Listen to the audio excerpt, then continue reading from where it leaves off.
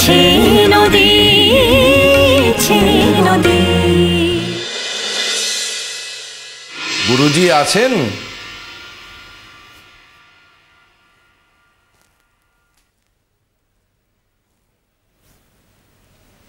গুরুজি,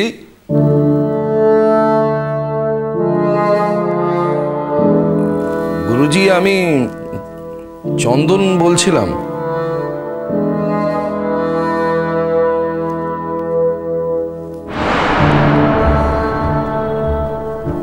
গুরুজি, কোথায় গেলেন মানুষটা? গোটা বাড়িটা তন্ন তন্ন করে খুঁজলাম, কোথাও। আচ্ছা দেখি। আরে চন্দন বাবু। অবিন বাবু, আপনি এখানে? আপনি কি আমায় কিছু বলবেন? বলুন না। আমি আসলে গুরুজিকে খুঁজছি, বুঝলেন। এত কিছু ঘটনা ঘটে গেল, আমিও আসলে ওনাকেই খুঁজছিলাম। ও, সন্ধ্যাবেলা তো উনি গুরুজির সঙ্গেই কথা বলছিলেন, আর যা বলছিলেন তার কিছু কিছু কথা তো আমার কানেও এসেছে। গুরুজিকে খুঁজে না পাওয়ার সঙ্গে কি এর কোনো যোগ আছে? আসলে আমরা তো এবার বেরোবো, তাই ওকে একটু বলে যেতে এসেছিলাম। হ্যাঁ হ্যাঁ, নিশ্চয়ই নিশ্চয়ই। আমার দিক থেকে কোনো ত্রুটি হলে আমাকে। আপনি এভাবে কথা বলবেন না, আপনাকে এভাবে কথা বলা মানায় না। না, আসলে যতটা খেয়াল রাখার দরকার ছিল ততটা তো রাখতে পারিনি, সেই জন্য। আপনি আপনার সাধ্যের বাইরে গিয়ে আমাদের জন্য করেছেন। আপনার জায়গায় অন্য কেউ থাকলে এতটা করতে পারতো কিনা আমার যথেষ্ট সন্দেহ আছে। আপনার উপর দিয়ে যা ঝড় গেল তা তো। আপনার সঙ্গে তুলনা চলে মহামতি বিদ্যাসাগর মহাশয়ের। ছি, এসব কি বলছেন আপনি? কার সঙ্গে কার তুলনা? এসব প্রাতঃস্মরণীয় মানুষদের আমাদের মতো সাধারণের মধ্যে টেনে না নামানোই ভালো।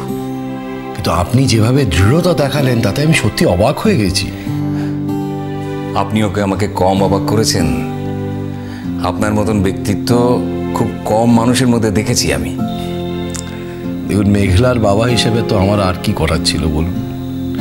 কিন্তু আপনাকে বাইরে থেকে যেমন দেখতে লাগে, আপনি ভেতরে মানে এত বিনয়ের পরেও, এত সফলতার পরেও এত দৃঢ় হতে পারেন, এটা সত্যি অবাক করে দেওয়ার মতো।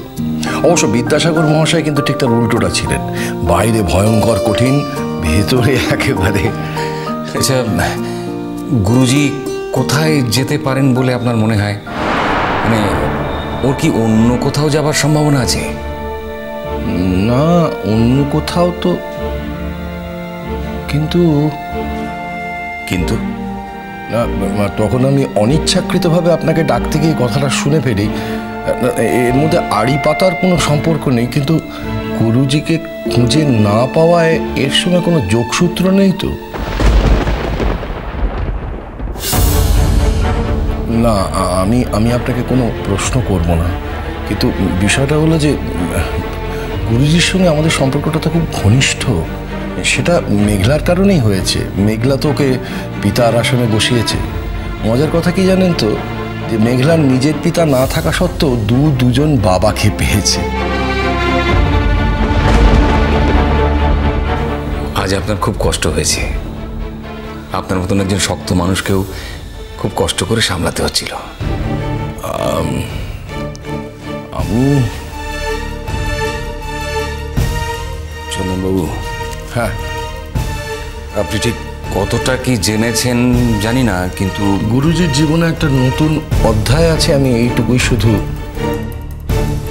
হ্যাঁ, আমার খুড়তুতো বোনের সঙ্গে ওর বিয়ে হয়েছিল। ওদের ভালোবাসার বিয়ে, বুঝতেই পারছেন। বর্ধমানে রশিদ আলী কিছুদিন ছিল, আর তাই আমার বোনের সুযোগ হয়েছিল ওর কাছে তালিম নেবার। তখন থেকে ওদের গভীর আলাপ, কিন্তু ওদের বিয়েটা আমাদের গাঁয়ের কেউ মেনে নেয়নি। এখন আমার বোনকে বাড়িতে আটকে দেওয়া হয়েছিল, আর গুরুজি কোনো রকমে প্রাণে বেঁচেছিলেন। তারপর একদিন আমার বোন ঘর ছাড়ে এবং তিনি তখন সন্তান সম্ভবা। হ্যাঁ, আমরা জানতাম ওরা সংসার পেতেছে, কিন্তু এত বছর পর রশিদ আলীকে এখানে একা দেখে আমি অবাকই হয়ে গেছি। আচ্ছা আচ্ছা, উনি তার সেই স্ত্রী এবং সন্তানকে কোথাও খুঁজতে গেছেন মনে হচ্ছে আপনার? হতে পারে, না না হতে পারে নয়, তার সম্ভাবনাই বেশি। না, ওরা কোথায় থাকতে পারেন বলে আপনার ধারণা? না তা নেই, তবে আগ্রায় গুরুজির বাড়ির কয়েকজন থাকেন। আমি শুনেছিলাম আমার বোন সেখানে গিয়েছিল রশিদ আলীকে খুঁজতে, কিন্তু তিনি তখন বিদেশে। সন্তান সম্ভাবনার কথা ওর জানা ছিল না। হ্যাঁ, বড় চিন্তা নিয়ে ফিরছি।